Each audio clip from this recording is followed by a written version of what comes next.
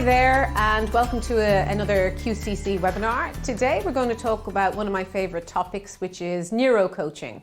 So I'm not sure if you've heard of that term too much yet. We use it in PSG on our diplomas, and we also use it with our clients. And so I wanted to take some time to discuss what it is and then discuss a client that I have and how I use it with him.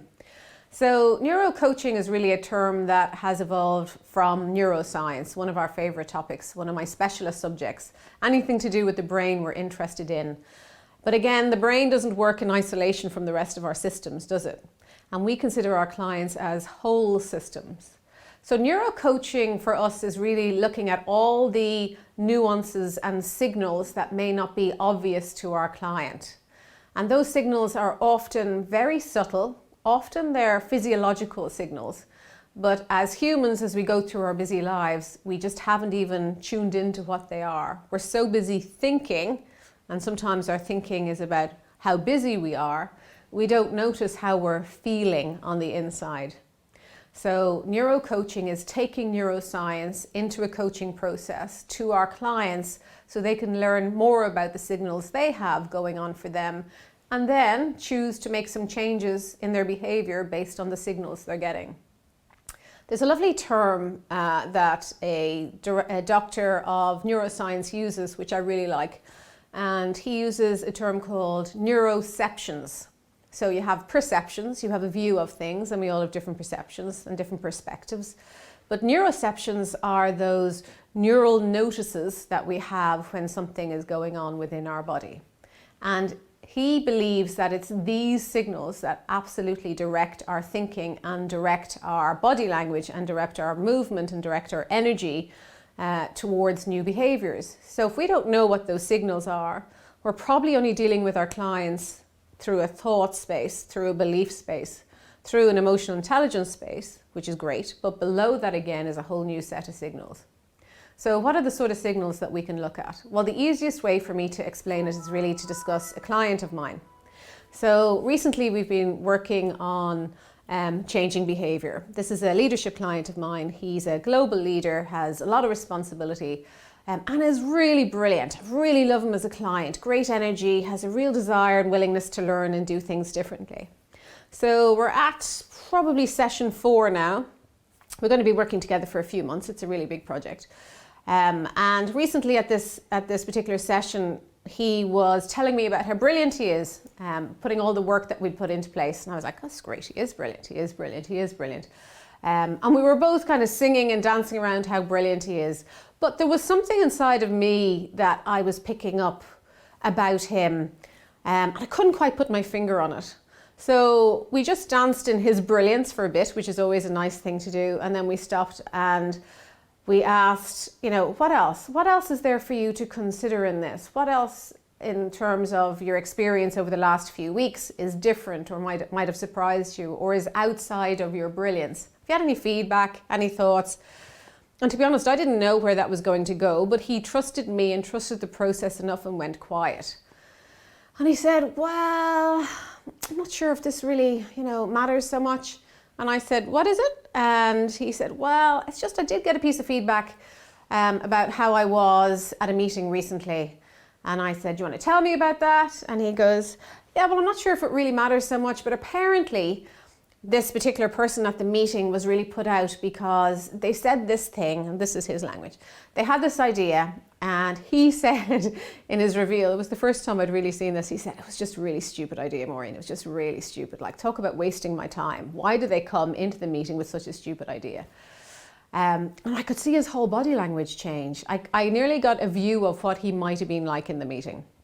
It was very dismissive and kind of hurry up and show your intelligence off a bit more. And do you know who I am? It was really quite a change. So I said, so what were you thinking at the time? And he said, well, what I was thinking, I didn't tell them. And I was thinking, you may not have said it out loud. You were definitely telling them. And he said, well, why do they come to the meeting with such rubbish ideas when they know this is a really big, important time to make decisions for growth? And, why are they messing around with this stuff? So I said, what do you normally do when you're frustrated with the people around you? And he said, well, no, I want to manage the relationships. And he went back to being brilliant again and how he wouldn't spill his thoughts and insult anybody in public. So I said, okay, let's step back into that space for a moment. What was actually going on in your body at that moment? And he said, oh my God, I felt I was being suffocated. This person was sucking the life out of me. And I said, how do you think that was showing up? And he said, no, it wasn't. I was really managing myself, and I was thinking about the relationship and the importance of influence. So I asked him to consider what was actually going on in his physical body. And he said, well, I don't know. I was just thinking about, I wanted to make sure I didn't reach across the room and smack this person for being, so stupid, in his words. So I said, and how much of that do you think actually showed up in front of the other person? And he said, well, no, very little, if not anything. So tell me about the feedback then. How come you got feedback that this person felt that you didn't appreciate their contribution? Where do you think that came from? Well, I didn't actually say anything, he said. And I said, no, but it's not what you say, it's what you're giving off, the signals you're giving off. So there are signals in us that, whether we like it or not, we're giving off all the time.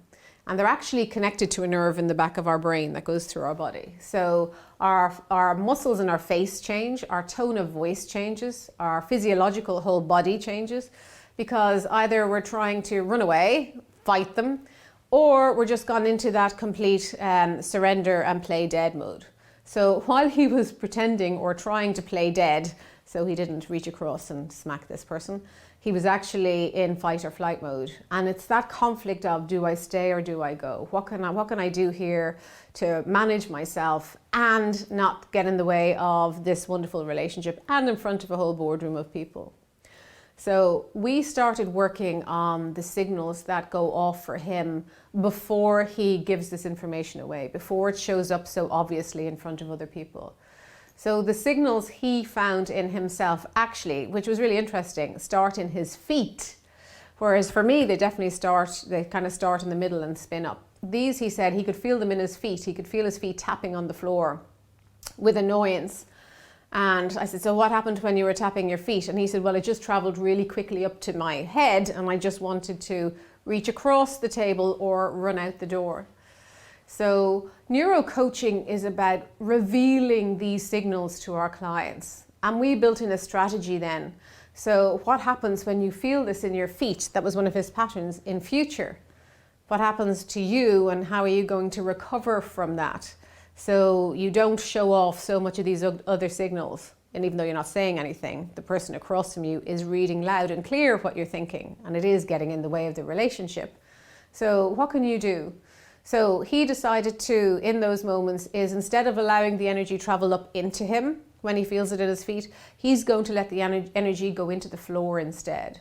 So his strategy moving forward is, while he's in the meetings, and if he feels that his time is being wasted, or someone is stupid, or these thoughts where he's bringing up these judgments, which he's trying very hard not to do and handle, but if they're showing up, then he will notice the neuro signals. He will have a neuroception of himself and he will intercept that. And instead of the energy driving up through his face and his tone of voice and his physical, he'll drive that energy into the ground. And that's why we talk about grounding ourselves so often.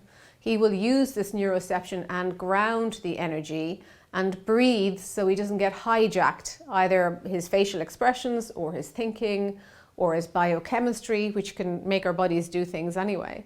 He will take charge of the neurosignals and allow his behavior be more in tune with his values, which he's really working hard at building out in terms of influencing relationships and relationship management, and allowing other people have their voice and not being so forceful.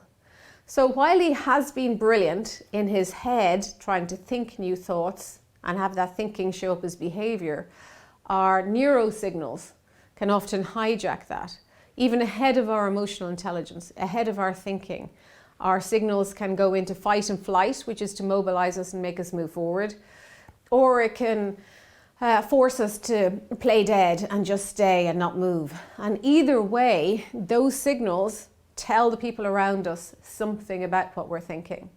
They give off a vibe, they give off a communication that, while you're not saying it overtly, is very overt in the vibrations and signals that is picked up by someone else's brain. So again, last month we talked about self and we talked about being. We all have neurochemistry. We all have the ability to be more neuroceptive of ourselves. So perceiving ourselves and checking in on those signals. And when you get strong in understanding what those signals are, you get even stronger in your influence and behavior, both for yourself as a coach, but also you can bring that information to your client and allow them be more aware of the signals that's ultimately below what's driving their behavior, and watch the difference it can make. It can make all the difference, especially in how you influence and communicate and show up as the full version of you, a value-driven person that you want to be. So again, at the end of all these talks, I love for you to take it away and evaluate yourself in this. Think about the times where you feel energy shifts, good or bad. Think about what's going on in your body around that. And consider where the energy is going. Do you need to ground some of the energy so it doesn't rush through you and take over your behavior? Or do you need to get more energy in and become more alive in a situation so your voice gets heard? Either way, there's probably room for improvement for all of us. So neuro-coaching is about taking the neuroscience that we know into the coaching process so we reveal more of the client to themselves and they get more power out of the experience, out of their potential, and out of being a fuller version of them. Hope you enjoyed today's talk and we'll see you soon at QCC.